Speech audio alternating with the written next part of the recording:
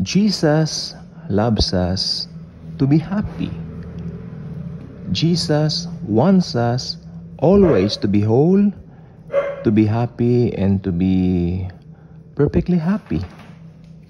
Kasi it's high time for us Christians to realize the true meaning of the gospel. Sabi ng John 10:10, ang magnanakaw ay dumating upang mamusa at mamatay. Ngunit ako ay dumating upang magbigay ng buhay at bigyan kayo ng buhay na ganap at kasiyasiya. Total opposite ng ginagawa ng dyablo. So it's high time Christians to open our minds doon sa reality ng totoong gospel, sapagkat masyado na po tayong nalinlang ng mga maling kaisipan ng tradisyon na ating kinamulatan noon pa man. Okay?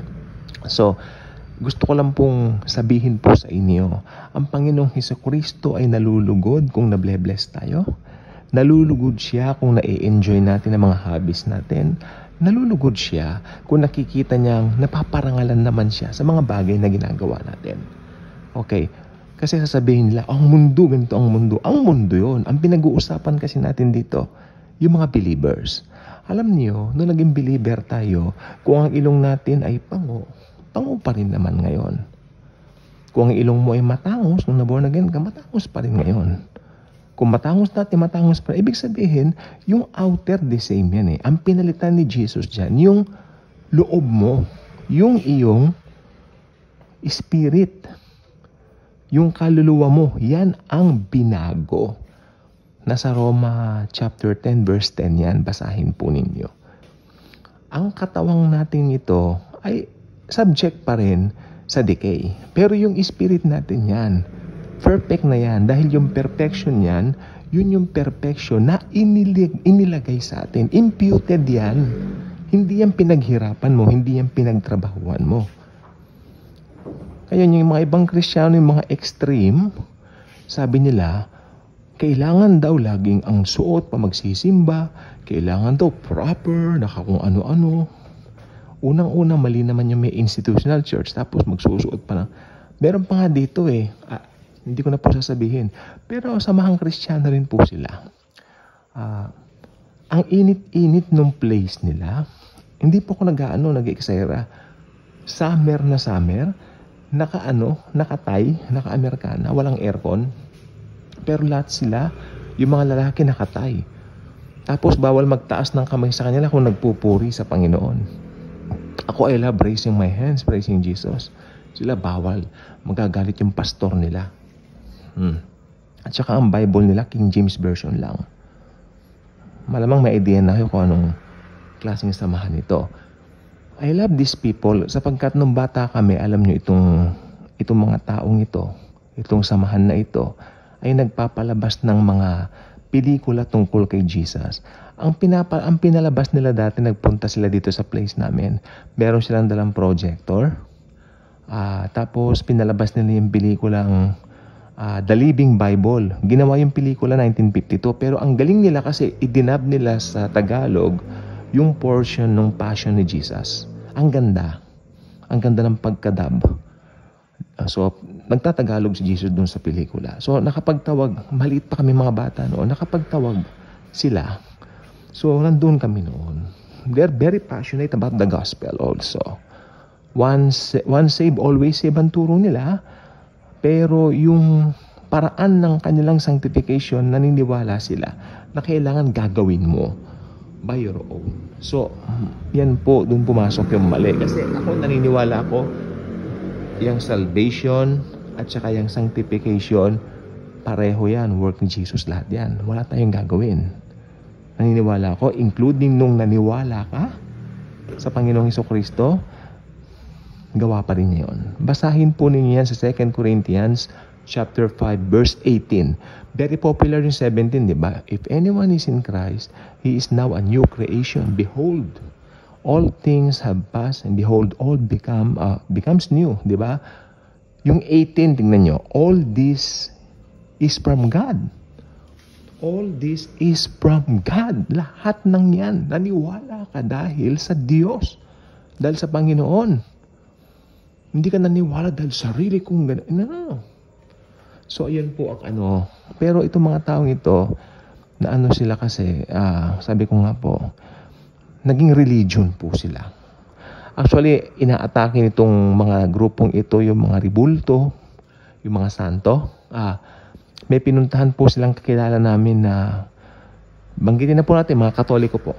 Katoliko yung pinuntahan nilang kakilala namin.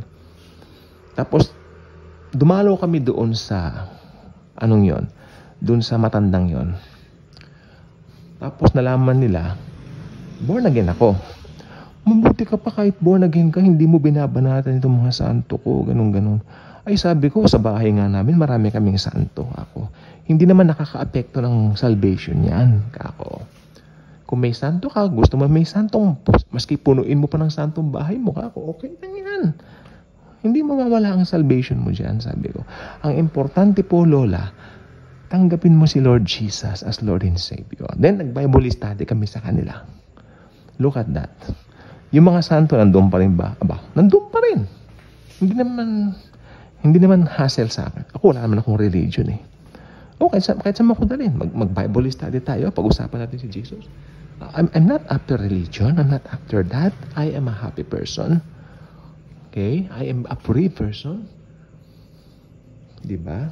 Ba't daw ako nakikinig ng rock music? I love rock music. Kasi nakarating nila, pinapatutugo Nirvana, Guns N' Roses.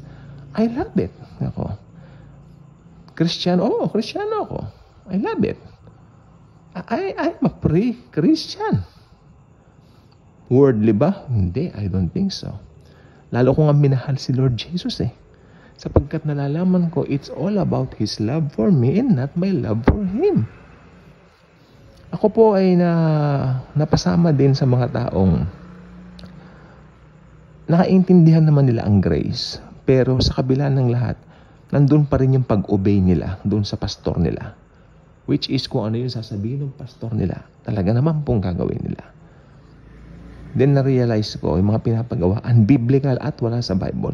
Kawawa yung mga members. Nag-iinit ang ulo ko pag ganun. Pero ginusto naman nila yon, so it's their choice. Kanina pong tanghali nakita ko po yung dalawa na dati kong kasama. Hindi ko na po nilapitan, no? Pero I pity them. They're not happy, as if they don't possess the liberty that comes from the Lord Jesus. As if why you say you know what, you say you're a Christian and you, diba?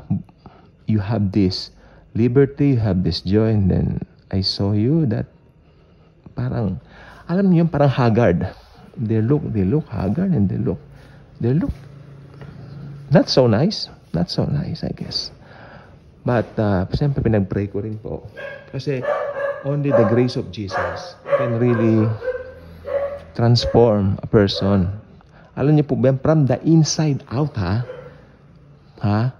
from the inside, nagmumula sa inside. When you receive the Lord Jesus sa puso mo, dun na siya, di ba? Then outside, magmamanifest yung glory.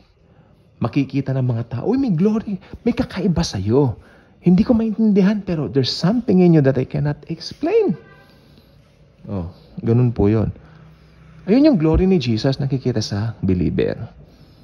Born again lang po nagpo-possess niyan. Sorry to say, born again lang po. Okay, so bilang mga Kristiyano, pag tumanggap ka kay Jesus, ibig sabihin, naniwala ka na, hey, sapat na yung ginawa niya sa cross. Namatay siya para sa atin. Tinanggap natin yon by faith. Saved ka na. Once for all time. Kaya ang kaligtasan po hindi nawawala. Hindi mawawala kailanman. Mananatili magpakailanman. Kaya kung hindi ka pa subscriber sa channel na ito, muli, malugod kitang inaaniyan. Mag-subscribe na po kayo. Click the notification bell. Share this wonderful video about the Savior who loved us and gave Himself for us. The Lord Jesus Christ Himself. At sana ipagsabi natin siya, ikalat natin siya, imarites natin siya. Kung ikaw ay chismosa, kung ikaw ay marites, imarites mo si Jesus. Si Jesus ang iyong ipagmarites. ipagkalat mo ang kanyang pag-ibig sa ating lahat. Thank you. And as always and forever, Jesus truly loves us all.